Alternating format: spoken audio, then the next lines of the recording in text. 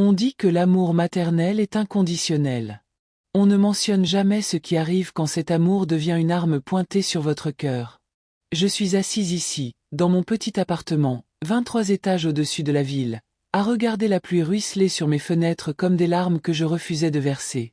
Mes mains sont enroulées autour d'une tasse de tisane à la camomille, le même mélange que je cultivais dans mon jardin, à l'époque où j'avais un jardin.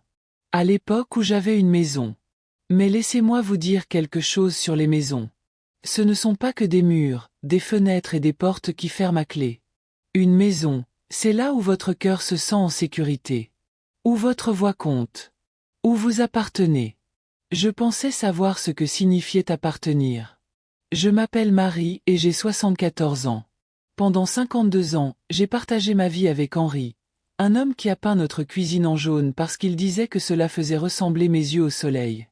Nous avons construit notre maison ensemble, brique par brique, rêve par rêve. Modeste, oui. Parfaite, non. Mais elle était à nous. Quand Henri est mort il y a 3 ans, le silence dans cette maison est devenu assourdissant. Pas le silence confortable de deux personnes qui se connaissent. C'était le silence creux d'une conversation à moitié terminée, d'une assiette au lieu de deux, de fleurs qui se fanaient dans le jardin parce que je ne pouvais pas voir au-delà de mon chagrin. C'est alors que ma fille Claire est venue me trouver avec sa solution. « Maman », a-t-elle dit d'une voix douce et inquiète, « tu ne peux pas rester seule ici. Viens vivre avec nous. On a de la place. » De la place. Un si petit mot pour une si grande promesse. Je me souviens de la façon dont elle me tenait les mains ce jour-là, ses doigts chauds contre mes doigts froids. Elle ressemblait tellement à Henri lorsqu'elle était douce, les mêmes yeux noirs, la même façon d'incliner la tête quand elle réfléchissait. Je voulais croire en cette douceur. Alors j'ai fait ce que toute mère aurait fait. J'ai dit oui. Les premières semaines ont été comme une lune de miel. Claire et son mari Jean-Marc possédaient une belle maison en banlieue, moderne, spacieuse, avec tout ce dont Henri et moi avions rêvé sans jamais vraiment l'avoir réalisé. Ils m'ont donné la chambre d'amis, peint un doux lavande qui, selon Claire, m'aiderait à dormir. J'ai essayé d'être utile.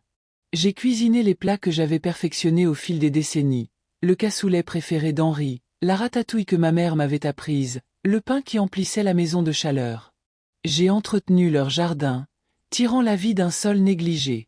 Je nettoyais sans qu'on me le demande, pliais le linge avec le même soin que j'avais apporté aux petits vêtements de Claire quand elle était petite. Je pensais contribuer. Je pensais être valorisé. Mais petit à petit, comme la brume matinale se dissipant sous un soleil de plomb, l'illusion a commencé à s'estomper. Tout a commencé par de petites choses. Des règles qui apparaissaient du jour au lendemain comme des champignons après la pluie. Maman, on dîne à 7 heures maintenant, et non plus à 6h30. Maman, pourrais-tu ranger tes affaires dans ta chambre? Le salon a l'air encombré. Maman, Jean-Marc a des clients. Tu pourrais peut-être rester à l'étage? Chaque demande semblait raisonnable. Chaque limite semblait justifiée.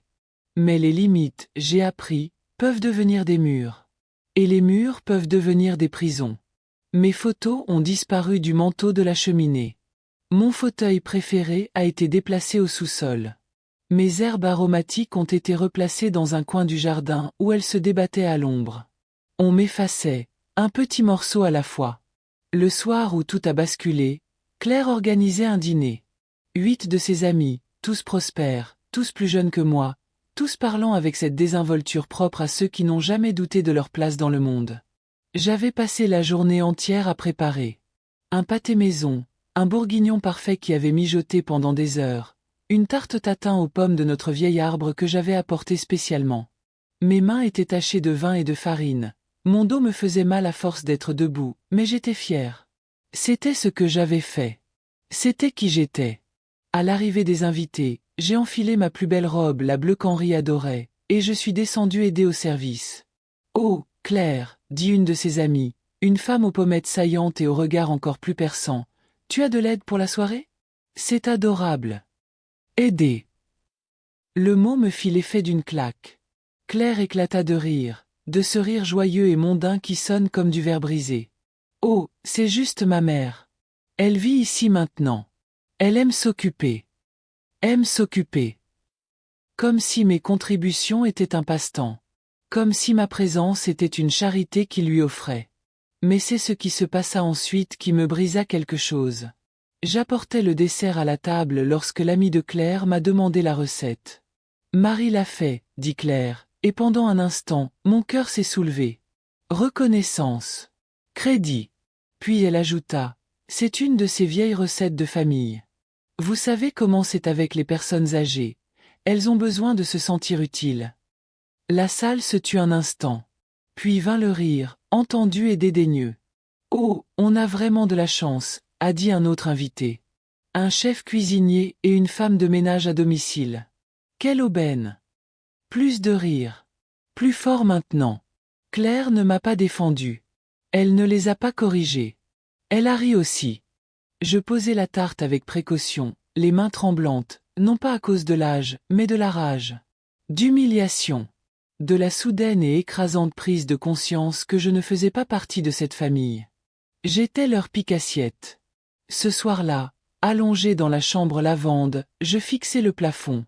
Chaque craquement de la maison ressemblait à un murmure. Chaque ombre ressemblait à un jugement. Je repensais à Henri.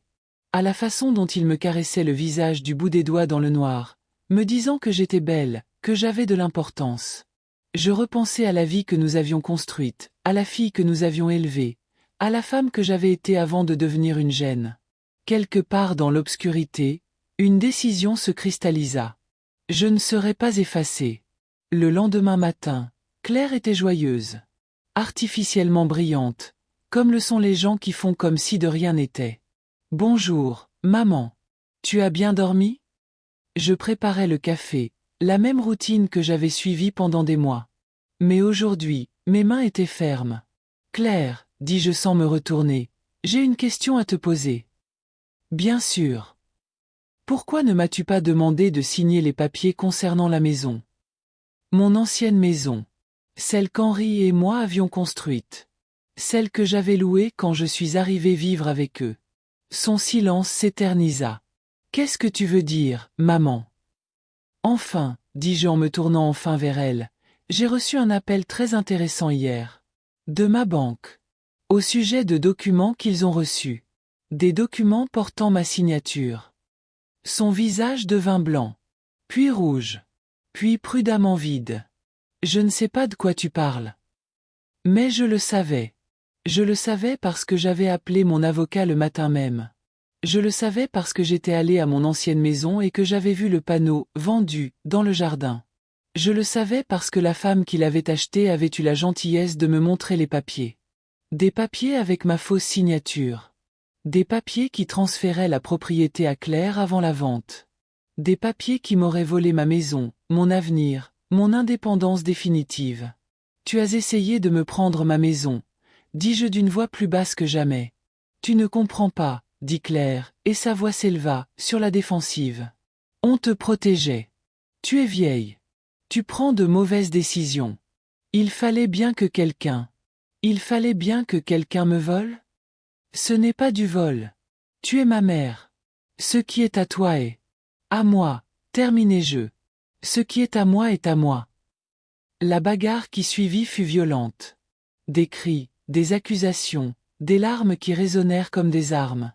Jean-Marc accourut de son bureau, ajoutant sa voix au chaos. « Tu es ingrat !» hurla Claire. « On t'a donné un foyer. On prend soin de toi. Tu as fait de moi une servante chez ma propre fille, dis-je. Alors va-t'en, hurla-t-elle, le visage tordu de rage. Pars. Sors. Fais tes valises et file, ou j'appelle la police. Ces mots flottaient dans l'air comme la fumée d'un incendie qui aurait tout réduit en cendres. Alors je suis parti. J'ai fait une valise.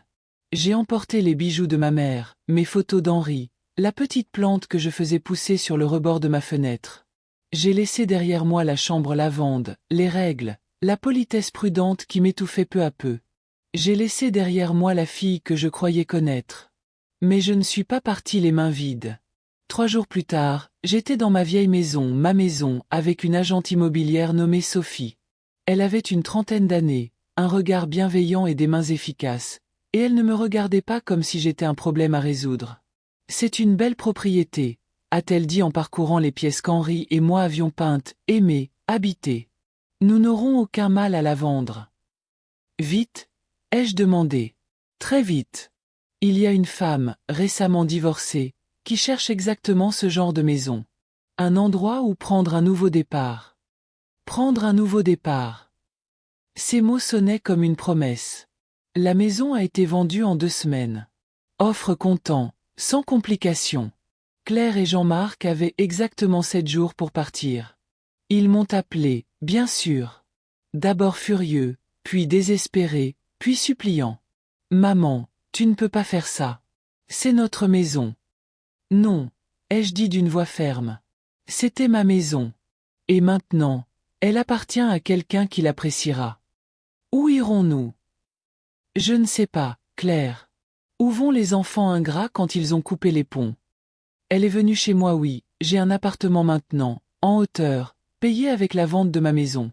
Elle s'est tenue sur le pas de ma porte en pleurant, en suppliant, en promettant de changer. S'il te plaît, maman.